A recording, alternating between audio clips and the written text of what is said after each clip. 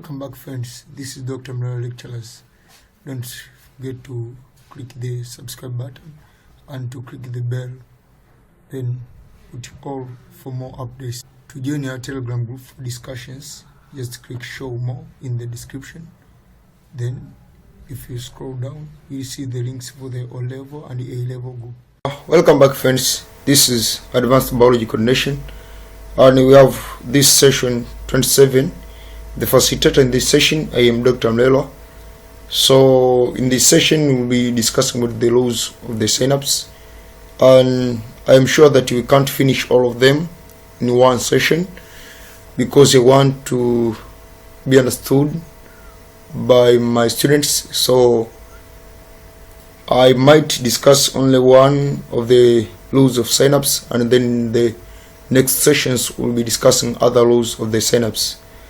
So in the previous session we discussed about the mechanisms, detailed mechanism of the nerve impulse transmission across the synapse, and then in this session we are continuing with the rules of the synapse. So if you didn't view my previous sessions, I beg you to view my previous sessions first, because it will be very difficult for you to understand this session if you didn't view the previous session. So let's continue with the rules of the synapse. Our first rule is excitatory synapses. Then you have spatial, summation, and temporal summation. Excitatory synapses, spatial, summation, and temporal summation. The first concept that we need to know is about the excitatory synapses. Kama wewe nilikwambia hapo nyuma kwenye mechanism of transmission of the nerve impulse, nikakwambia kwamba baadhi ya synapse the arrival of the neurotransmitter at the postsynaptic membrane inasababisha depolarization, while in some of the synapses the arrival of the neurotransmitter at the postsynaptic membrane inasababisha hyperpolarization. So you see, some of the synapses arrive of the impulse inasababisha inside of the cell to become positive with respect to the outside, while in some of the synapse arrive of the impulse inasababisha nini, inside of the cell to become more negative. So you see, ili nerve impulse itengenezwe tunategemea inside of the cell iwe nini, iwe positive, na ili nerve impulse itengenezwe kama tunategemea inside of the cell iwe positive, manake the type of synapse in which the arrival of the neurotransmitter will cause the inside of the cell to be positive charged, hiyo ndo synapse ambayo itaallow action potential itengenezwe. Lakini synapse nyingine ambazo arrival of the nerve impulse inasababisha inside of the cell to become more negative, that is hyperpolarization, hizo synapses zitakuwa haziwezi kuallow the nerve impulse kufanyaje, kuwa generated. So now up to there you have understood that you have two types of synapses: zile ambazo arrival of the neurotransmitter au binding ya neurotransmitter inasababisha potential positive inside, na zile ambazo binding of neurotransmitter inasababisha potential iwe negative inside.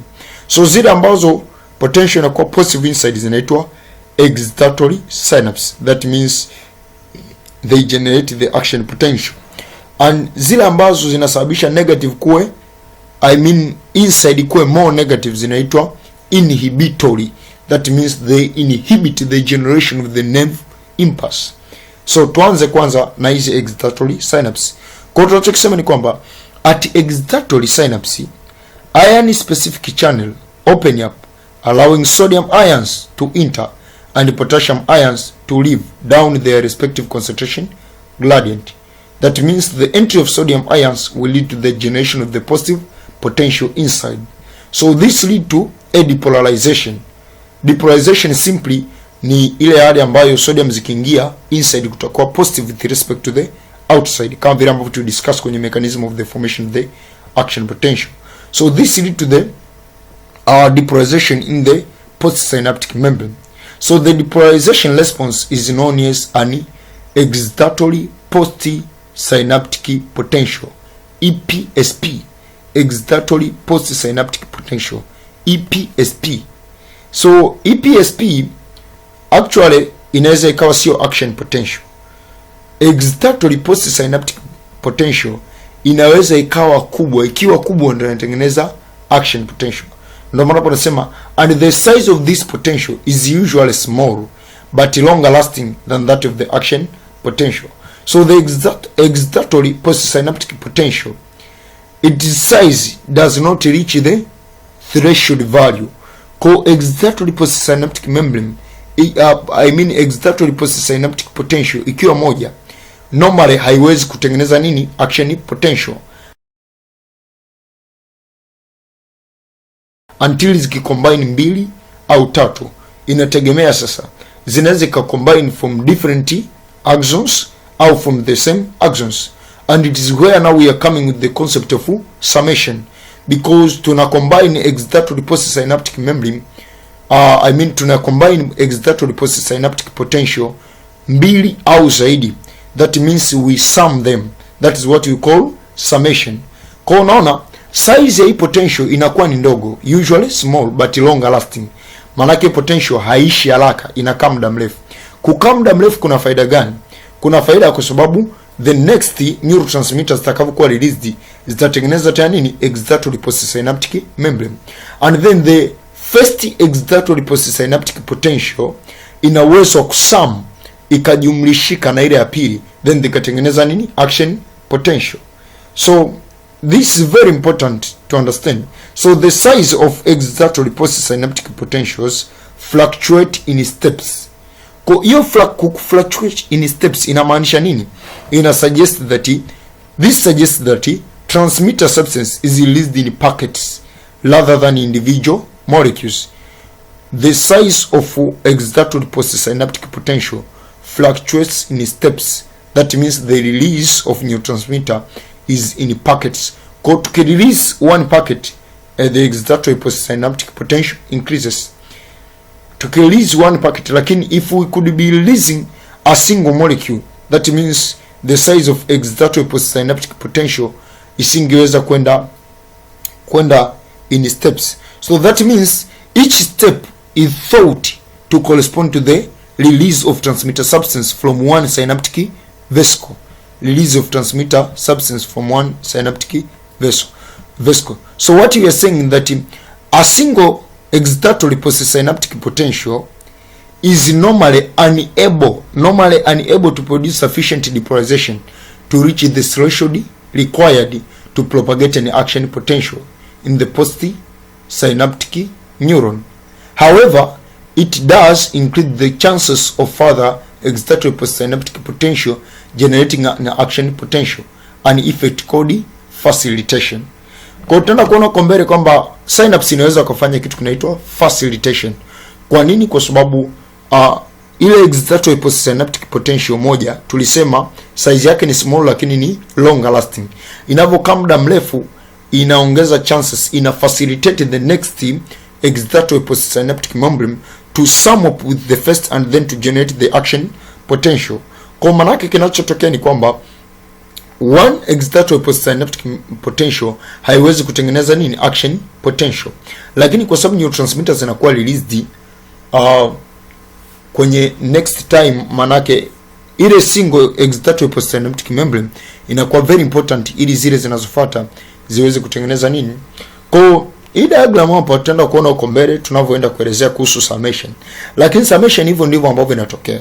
So let's say for example hapa ni kwamba neurotransmitters zinapokuwa released, hii ndio impulse, that is excitatory or inhibitory impulse. So this is the impulse, and for here we are talking with the excitatory impulse. So hii ndio impulse imekuja hapa. Now here in the postsynaptic membrane, this line represents the postsynaptic membrane. In the postsynaptic membrane here, or in the postsynaptic neuron, the release of neurotransmitter will cause the generation of the excitatory postsynaptic potential. Now hii excitatory postsynaptic potential moja haiwezi katengeneza nini? Action potential. Kwa hiyo ina require excitatory postsynaptic potential nyingine, ambayo hiyo ndo tuna two types of summation. Inaweza ikawa summation imetokana two different neurons, as you can see here. You have the first neuron and then you have the second neuron, but the postsynaptic membrane is the one. So the neurotransmitter released here and the neurotransmitter released here here it will generate the excitatory postsynaptic potential, and here it will generate the excitatory postsynaptic potential. Then the excitatory postsynaptic potential of this point and this point, they can sum together to generate an action potential. And in such condition, the type of summation we are calling it as spatial summation. Spatial summation. Lakini kama tutakuwa tuna a single synaptic knob, then impulse ya kwanza imetengeneza ni excitatory postsynaptic potential. Impulse ya pili imekuja kupitia the same axon. So the two impulse, they come with successive. I mean the release of neurotransmitter is in one axon, but they are in successive. So if the impulse they come through one axon, successive release of neurotransmitter will call, and the summing up of the excitatory postsynaptic potential and the postsynaptic membrane to produce the action potential, will call it the temporal summation. So we have the two types of summation.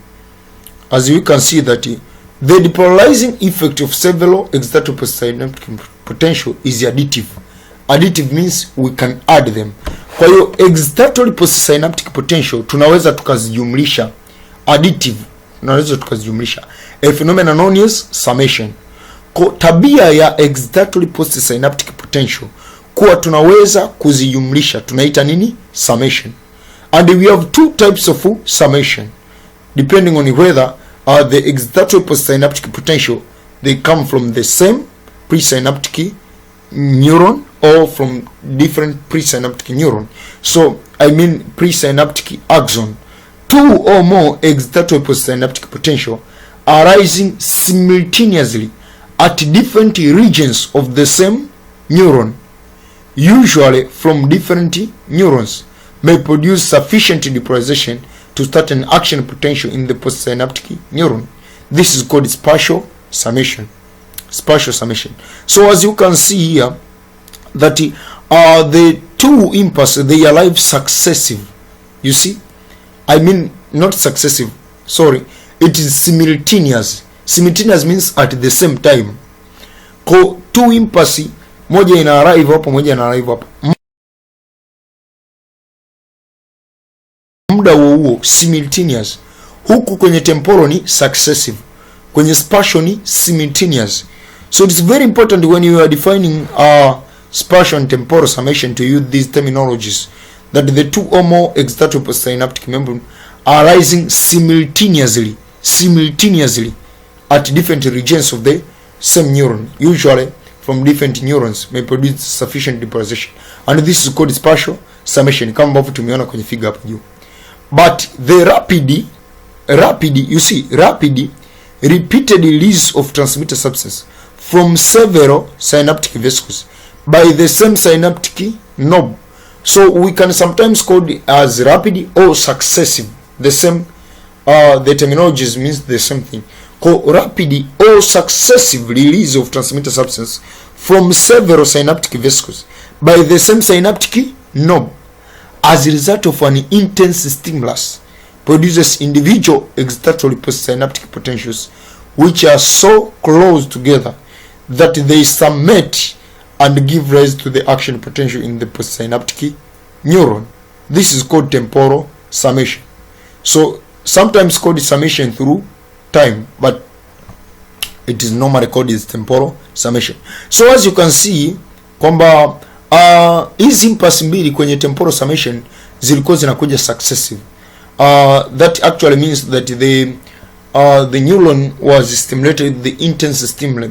That's why the impulse they arrived successively, or they arrived rapid, and they come through the same synaptic knob, a single synaptic knob or presynaptic neuron.